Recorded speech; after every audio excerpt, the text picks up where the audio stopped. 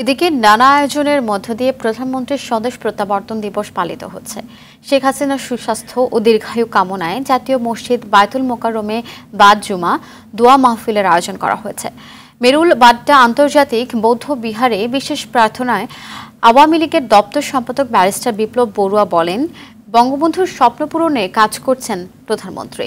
ঢাকেশ্বরী মন্দিরে বিশেষ প্রার্থনা সভারও আয়োজন করা হয়। আর বাদলের রিপোর্টে এরই বিস্তারিত।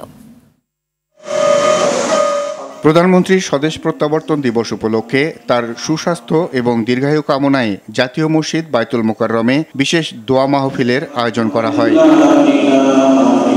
এর আগে বাংলাদেশ বুদ্ধিস্ট ফেডারেশন মেরুল বাড্ডা আন্তর্জাতিক বৌদ্ধ বিহারে বিশেষ প্রার্থনা সভার আয়োজন করে। এতে প্রধানমন্ত্রীর বিশেষ সহকারী ও আওয়ামী লীগের দপ্তর সম্পাদক ব্যারিস্টার বিপ্লব বড়ুয়া বলেন, প্রধানমন্ত্রী ফিরে না আসলে দেশ যে অন্ধকারের মধ্যে প্রবেশ করেছিল তা থেকে উঠে আসা সম্ভব ছিল না। সাম্প্রতিক সময়ে টাইম ম্যাগাজিন যুক্তরাষ্ট্রের সাময়িকী বলেছে, দ্য পলিটিক্যাল ফেনোমেনন শেখ হাসিনাকে বলেছে। উইকিলিক্স বলছে রেজারেকশন অফ ডেমোক্রেসি, গণতন্ত্রের পুনরুত্থান হচ্ছে শেখ হাসিনা। ঢাকেশ্বরী মন্দিরে প্রধানমন্ত্রী শেখ হাসিনার স্বদেশ প্রত্যাবর্তন দিবস উপলক্ষে বিশেষ প্রার্থনা সভার আয়োজন করা হয়। এ সময় আওয়ামী লীগের কেন্দ্রীয় নেতা মৃণালকান্তি দাস, অসীম কুমার উকিল, সুজিত রায় নন্দী, বলরাম পোদ্দার সহ পূজা উদযাপন পরিষদ ও মহানগর সার্বজনীন পূজা কমিটির নেতারা উপস্থিত ছিলেন।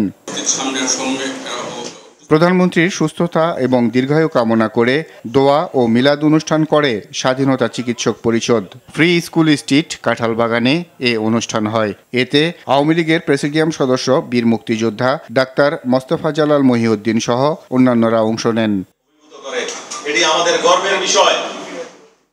আর বাদল, RTV, ঢাকা।